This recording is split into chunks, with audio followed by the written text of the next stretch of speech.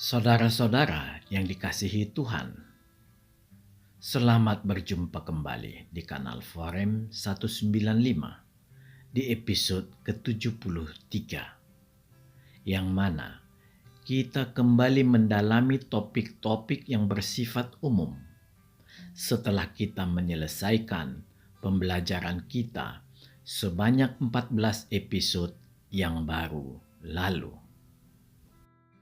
Judul kita ini, bagi orang Kristen yang sering membaca Alkitab, tentu akan mudah menjawabnya.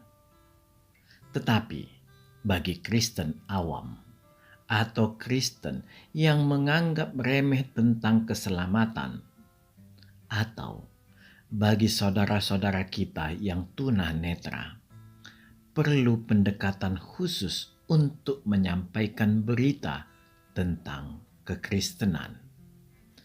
Ini tanggung jawab kita orang Kristen, karena kita harus sadar banyak saudara kita yang sulit memiliki Alkitab, terlebih Alkitab yang khusus bagi tunanetra. Bila saudara aktif menonton kanal Kalangan Ujlim, maka saudara akan mengerti mengapa hal sederhana seperti ini harus kita bahas. Memang, kita sulit menemukan pertanyaan yang bermutu dari kalangan Ujlim. Ini disebabkan tingkat nalar yang rendah. Bahkan, sampai saat ini, banyak cendekiawan agama ini yang yakin bahwa bumi ini datar. Dan jenis kelamin seorang anak ditentukan oleh siapa yang lebih dahulu mencapai klimaks seksual intercourse atau klimaks seksual antara kedua orang tuanya saat berhubungan intim.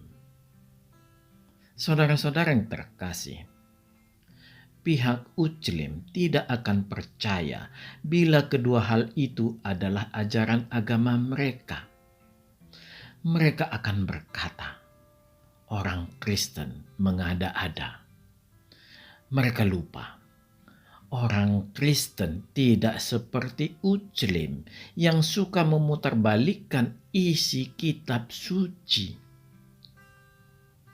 Bila pihak Kristen memperlihatkan bukti bahwa itu ajaran agama mereka, maka mereka hanya mengangkat bahu dan berkata, tidak mengapa, karena itu yang dikatakan kitab suci atau nabi atau Allah STW mereka.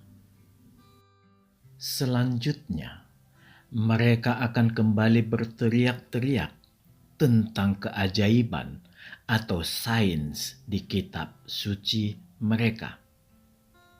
Mereka menutup mata pada realita yang sebenarnya. Banyak sains yang aneh berasal dari agama ini, termasuk asal muasal sperma dan sel telur. Yang paling gila, ada pengajar agama ini yang mengatakan, bila bumi ini bulat, maka semua air akan tumpah keluar angkasa.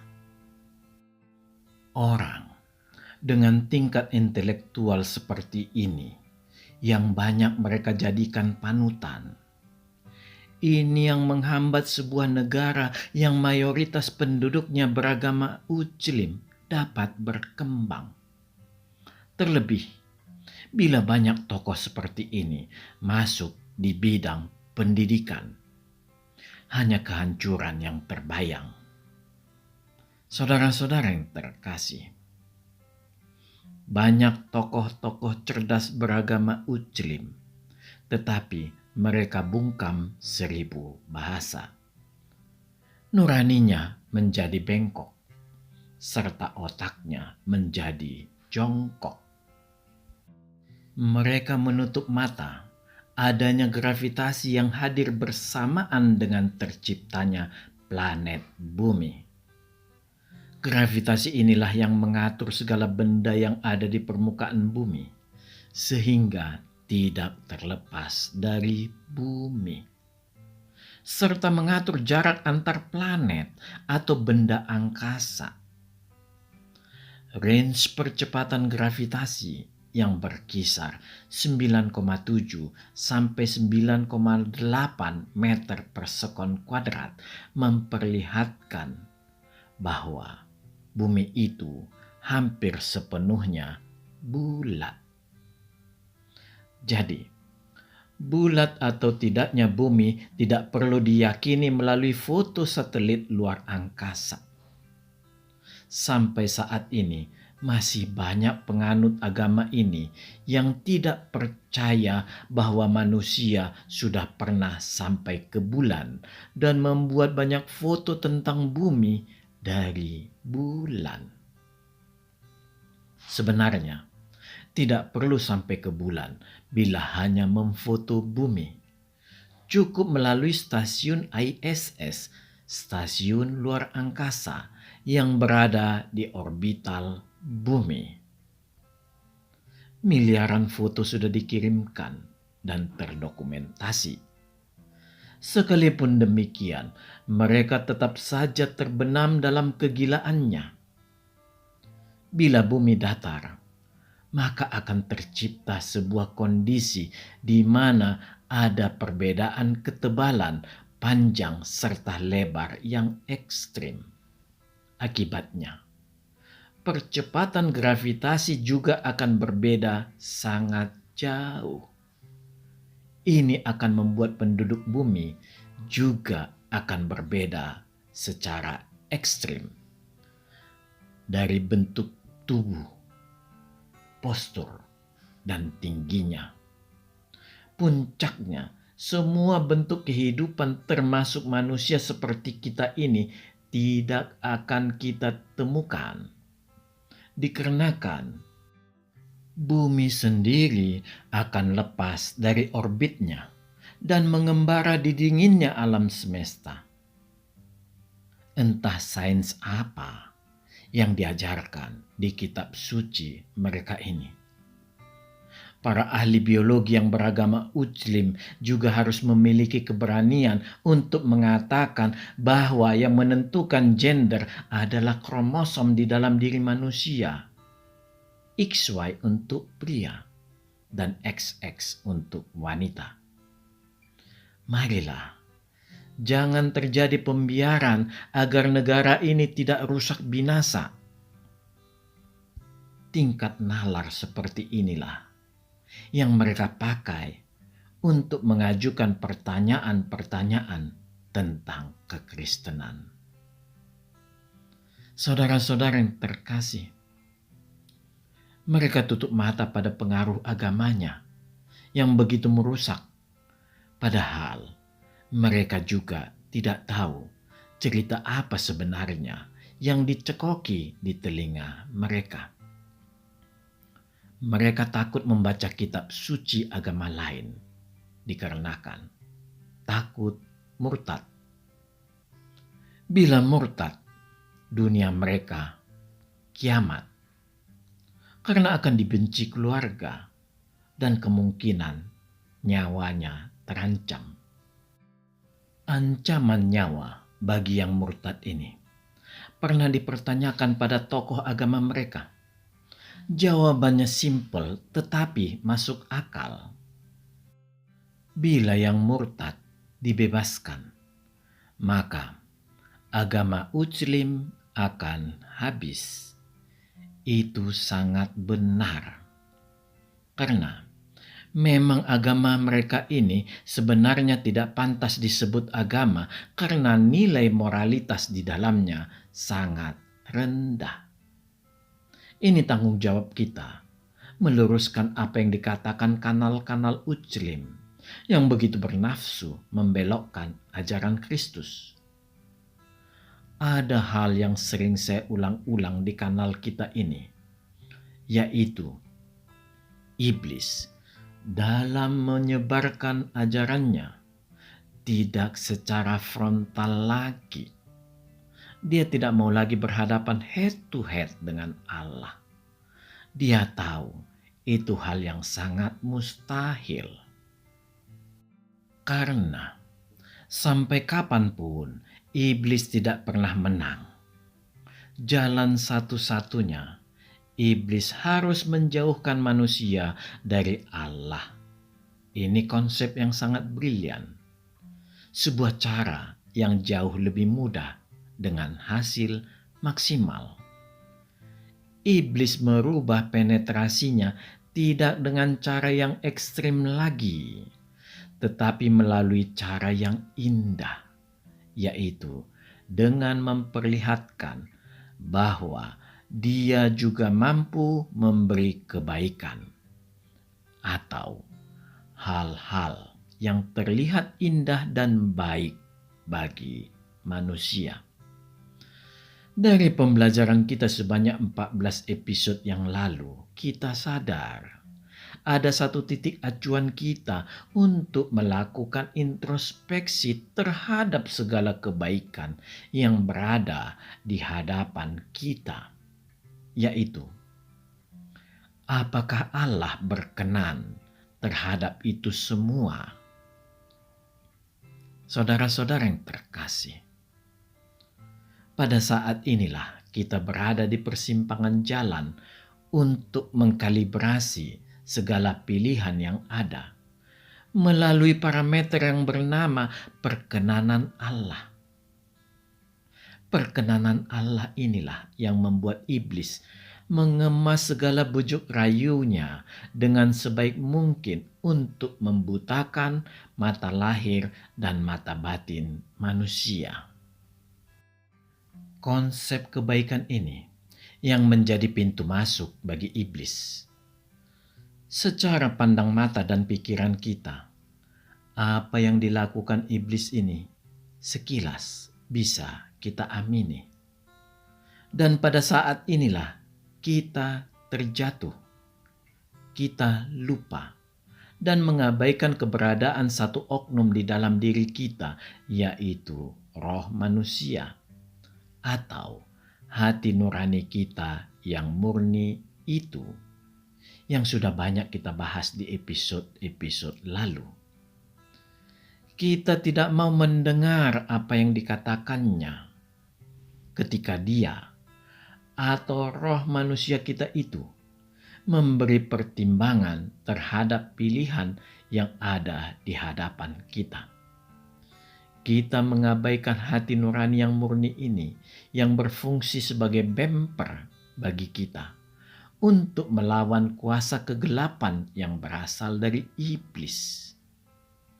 Di sini, saudara jangan mencampur adukkan antara roh manusia kita dengan Roh Kudus. Itu sangat keliru. Roh Kudus adalah Allah itu sendiri dalam pribadinya sebagai penolong manusia dengan cara menguatkan roh manusia kita. Sedangkan roh manusia adalah roh yang dimiliki setiap manusia yang diberi Allah ketika manusia diciptakan. Roh manusia milik Allah, tetapi tidak sama esensinya dengan roh Allah. Roh manusia ini akan kembali kepada Allah ketika manusia mati. Konsekuensinya, roh manusia tidak diperoleh dari pewarisan. Jelaslah, sejak awal Allah sudah memberikan bemper bagi manusia agar mampu melawan kuasa gelap melalui roh manusia. Saudara-saudara yang terkasih, iblis memodifikasi rayuannya melalui perbuatan baik untuk merebut hati manusia. Iblis menggempur roh manusia kita agar jatuh terpuruk dan tidak memiliki kekuatan lagi untuk muncul, sehingga memiliki koneksi dengan Allah. Iblis sangat cerdas karena dia tahu hanya roh manusia inilah sarana yang ada di dalam diri manusia yang merupakan pintu masuk Allah untuk menjalin komunikasi dengan manusia. Roh manusia ini yang merubah dan melahirkan akal sehat di dalam diri manusia. Itulah akal budi. Bila roh manusia tertimbun oleh roh-roh jahat di dalam hati manusia, maka akal budi manusia juga akan mati. Pikiran kita juga rusak. Sehingga segala informasi tentang pekabaran Injil tidak mampu lagi dicerna manusia melalui panca inderanya. Keterpurukan roh manusia inilah yang membuat Allah marah. Allah merasa cemburu dikarenakan roh manusia yang merupakan miliknya ini dipermainkan iblis seenak perut iblis. Ketidakmampuan manusia menolong dirinya sendiri membuat Allah turun tangan melalui Tuhan Yesus Kristus yang mati di kayu salib. Yesus Kristus datang ke tiap manusia dengan mengetuk pintu hati manusia. Allah sudah berbuat. Sekarang pilihan ada pada manusia, mau menerima atau tetap di dalam kebinasaan. Saudara-saudara yang terkasih, disinilah iblis bermain cantik dengan memberikan segala kebaikan dan keindahan yang menyenangkan indera manusia. Inilah saat iblis membuka pintu dosa masuk ke dalam diri manusia melalui panca indera kita yang semua bermuara pada keinginan daging, keinginan mata, dan keangkuhan hidup. Sebagaimana dikatakan di 1 Yohanes 2 ayat 16 dan Yakobus 1 ayat 15. Marilah kita membacanya agar kita mampu memahami bagaimana indera kita memberi sinyal kepada diri kita dan memunculkan keinginan sampai lahirnya dosa. Marilah kita membaca dari 1 Yohanes 2 ayat 16. Sebab semua yang ada di dalam dunia, yaitu keinginan daging dan keinginan mata serta keangkuhan hidup, bukanlah berasal dari Bapa, melainkan dari dunia. Mari kita lanjutkan ke Yakobus 1 ayat 15. Dan apabila keinginan itu telah dibuahi, ia melahirkan dosa. Dan apabila dosa itu sudah matang, ia melahirkan maut. Demikianlah firman Tuhan. Bila saudara membaca dan merenungkan kedua ayat yang ditulis Rasul Yohanes dan Yakobus ini, terlebih bila Anda membaca kedua pasalnya, maka Anda akan memperoleh pembelajaran yang sangat dalam dan penuh standar moralitas. Saudara-saudara yang terkasih, Petrus, Yakobus, dan Paulus adalah 3 rasul yang mendefinisikan tentang kebaikan yang seperti apa sebenarnya yang harus dilakukan oleh orang Kristen. Sangat jelas di sini bahwa bila orientasi kita hanya dengan kebaikan semata, memang tidak bisa menyelamatkan manusia. Kita harus berhati-hati untuk memilih kebaikan ini. Alkitab mempersaksikannya melalui ketiga rasul Tuhan ini tentang arti kebaikan itu.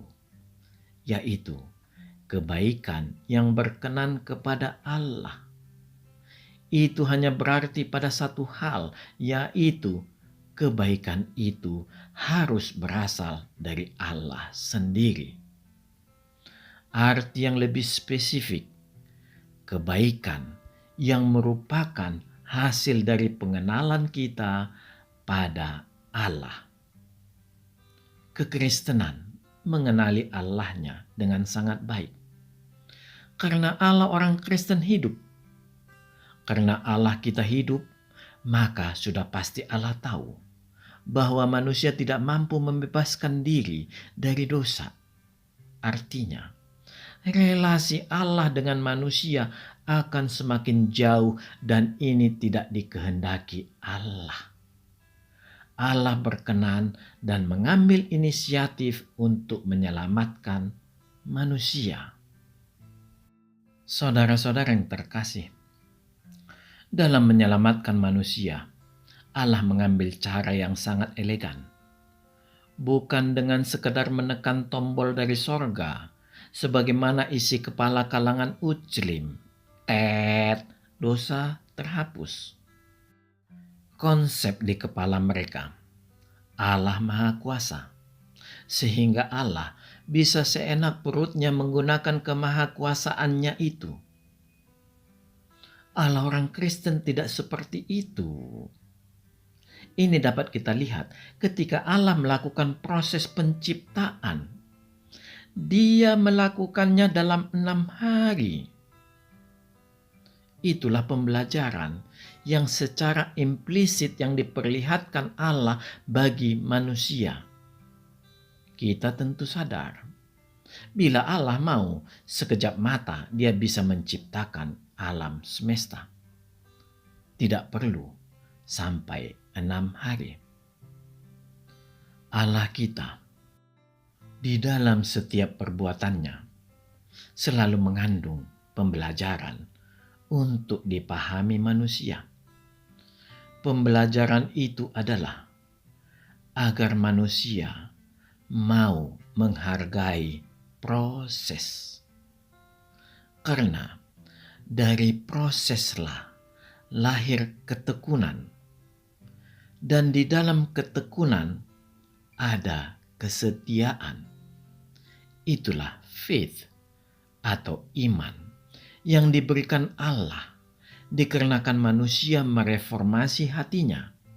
Berawal dari sekedar percaya menjadi beriman dikarenakan tekun dan setia. Allah dalam integritasnya begitu menghargai manusia sebagai ciptaannya yang paling sempurna. Allah tahu manusia mampu memperbaiki dirinya sendiri.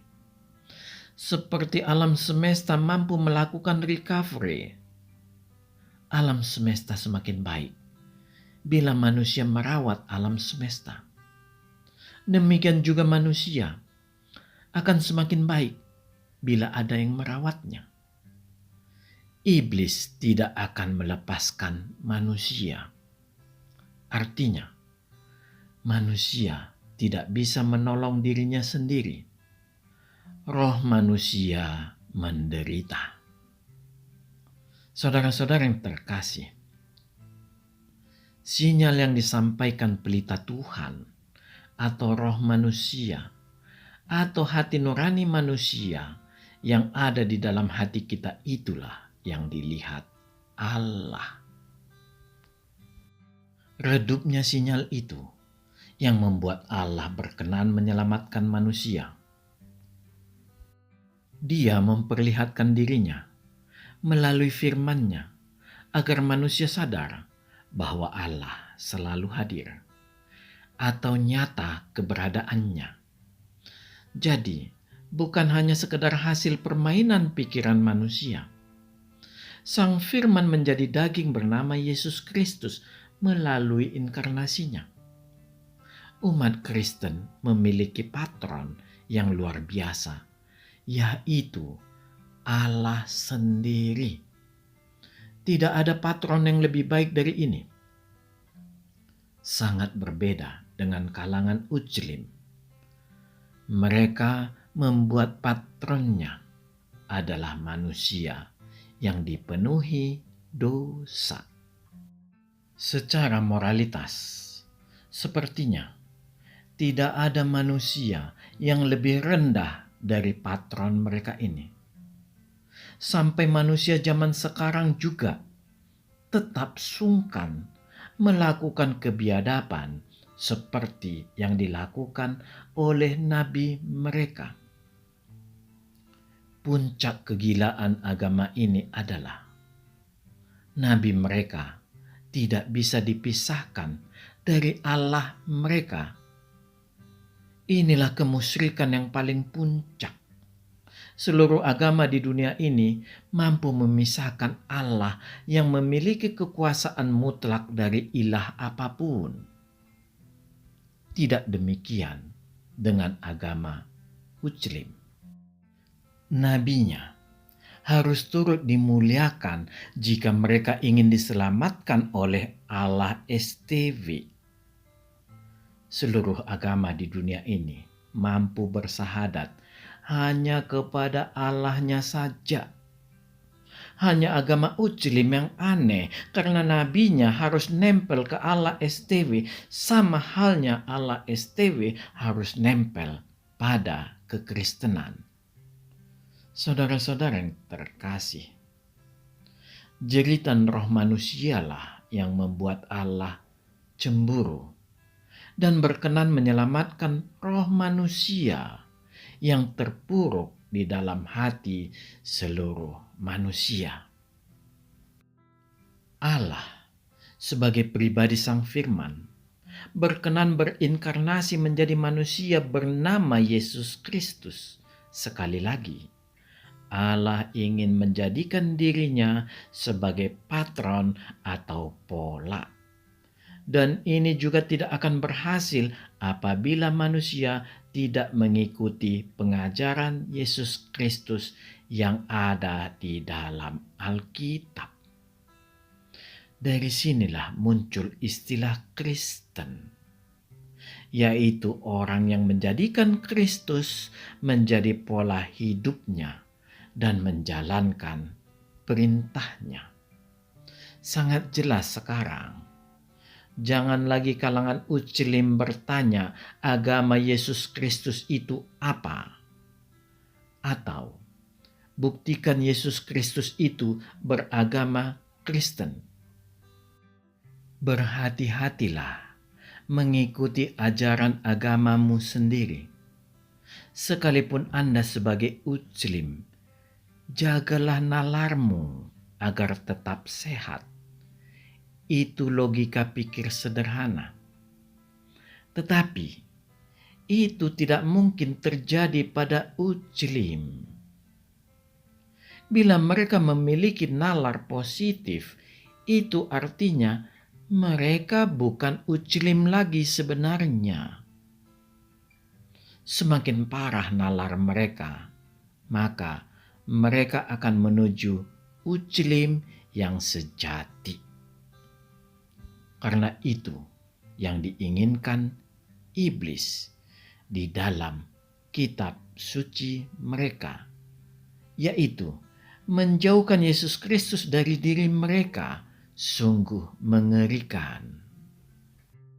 Istilah Kristen sendiri sebenarnya muncul hanya 6 kali di Alkitab. Dan semua tidak ada yang mengatakan bahwa Paulus yang mendirikan agama Kristen. Bahkan di kitab Roma 16 ayat 7, Paulus sendiri dengan jelas berkata bahwa kekristenan sudah ada sebelum dia. Marilah kita membacanya. Salam kepada Andronikus dan Yunias, saudara-saudaraku sebangsa yang pernah dipenjarakan bersama-sama dengan aku, yaitu orang-orang yang terpandang di antara para rasul dan yang telah menjadi Kristen sebelum aku. Demikianlah firman Tuhan. Saudara-saudara yang terkasih, Rasul Paulus terkenal reputasinya adalah orang yang mengejar-ngejar umat Kristen untuk disiksa. Jadi, lepas dari kesaksian kisah sejarah yang tertulis di kitab Roma tersebut, di seluruh sejarah dunia juga memperlihatkan bahwa Paulus adalah orang yang bersekolah pendidikan tinggi, seorang Yahudi sejati yang taat menjalankan Taurat.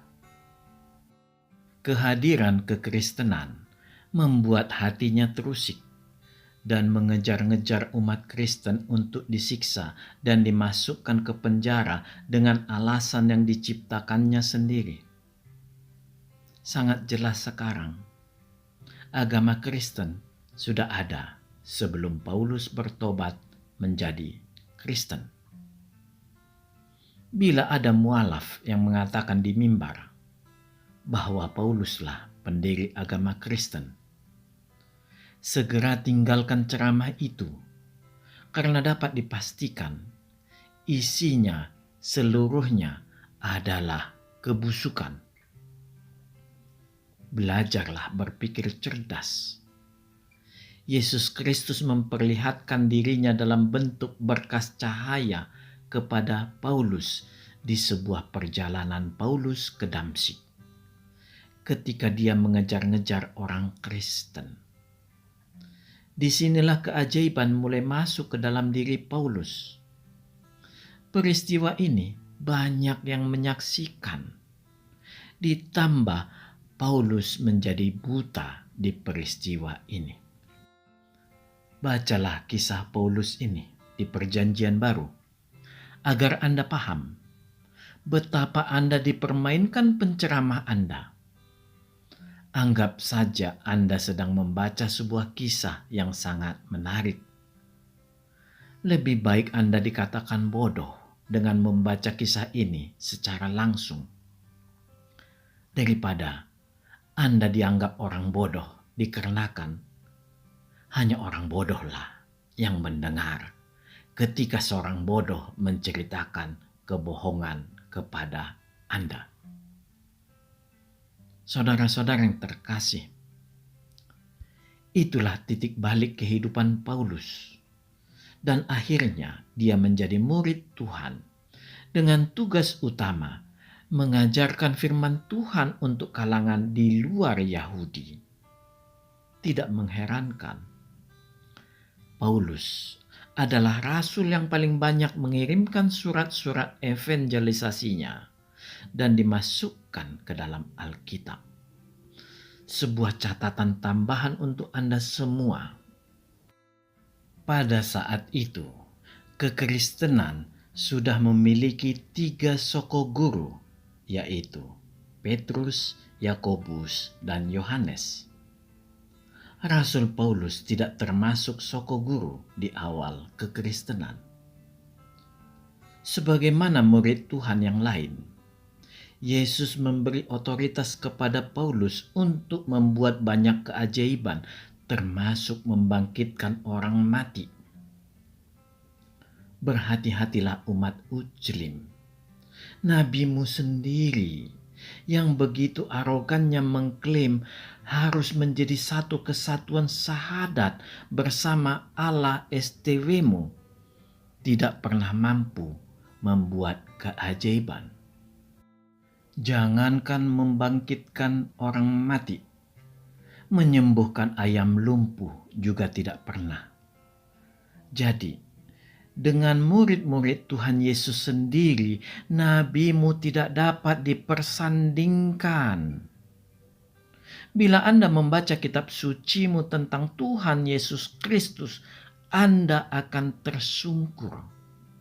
Anda tidak bisa membayangkan betapa luar biasanya Tuhan Yesus Kristus itu yang jauh melebihi nabimu. Nabimu menjadi besar melalui cerita penceramahmu. Yesus Kristus besar dikarenakan perbuatannya.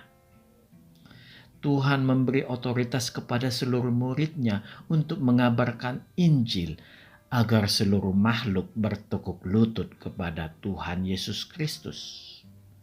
Saatnya Anda sadar, murtad adalah jalan untuk memperoleh nalar yang sehat kembali. Jangan pernah Anda percaya pada apa yang dikatakan para mu'alaf. Mereka hanya menyeret Anda pada jurang kebinasaan untuk menemani mereka. Saudara-saudara yang terkasih, bila saudara membaca keseluruhan 2 pasal tadi, maka saudara akan melihat benang merah bagaimana dosa masuk ke dalam diri manusia, sebagaimana yang dikatakan di 1 Yohanes 2 ayat 16 tadi, di mana panca indera kita sebagai pintu masuk dan melahirkan keinginan, sampai keinginan itu dibuahi dan melahirkan dosa. Apabila dosa itu sudah matang, ia melahirkan maut, seperti yang dikatakan di Yakobus 1 ayat 15. Saya bertanya kepada umat Ujlim, adakah pengajaran moralitas seperti ini di kitab suci Anda? Seperti biasa, Ujlim dengan cepat menjawab, banyak. Kitab suci kami yang maha mulia dipenuhi ajaran moral. Seperti inilah umatku Tim bila ditanya, cepat menjawab tanpa melihat esensi. Mereka tidak sadar yang mereka katakan ajaran itu sebenarnya bukan ajaran tetapi ritual. Sampai kapanpun ritual itu hanya membuat manusia disiplin pada peraturan dan akhirnya menjadi robot. Kristus tetap memanusiawikan manusia, membiarkan manusia dalam pikiran bebas, tetap dalam pilihan hidup. Sekalipun demikian, Kristus meminta kita mulai membenahi hati dan pikiran agar fokus pada perkenanan Allah. Jadi, bukan berfokus pada ritual. Bila fokus pada Allah, maka yang kita peroleh adalah kebaikan yang diperkenan Allah. Sebaliknya, bila fokus pada ritual, maka kebaikan itu bisa terjadi sekalipun Allah tidak berkenan. Saudara-saudara yang terkasih, panca indera kita bisa dipuaskan oleh iblis dan akan merusak nalar dan akal budi.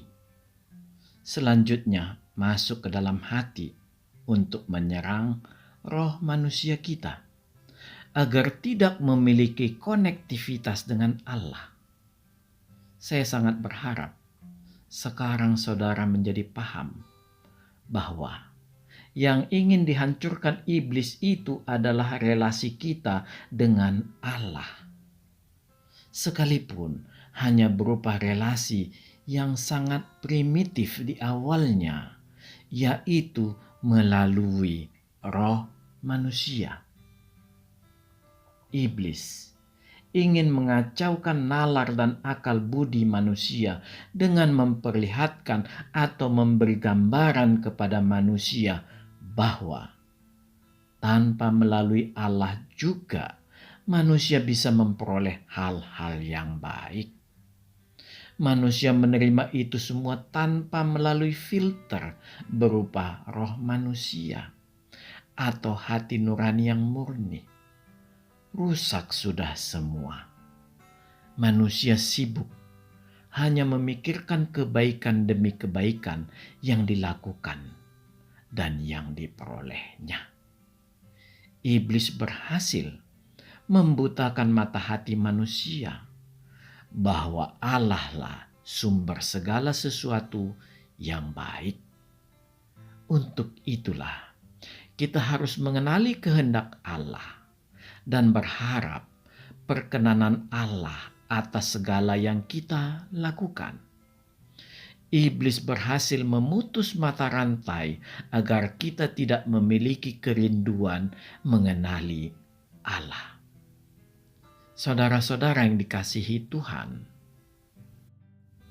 banyak umat Kristen yang gamang ketika kalangan Ujlim mengatakan, "Buktikan Yesus Kristus adalah Kristen," atau mereka mengklaim Yesus Kristus adalah Ujlim juga seperti mereka, atau seperti hoax yang selalu mereka tiupkan dengan mengatakan Paulus adalah pendiri agama Kristen.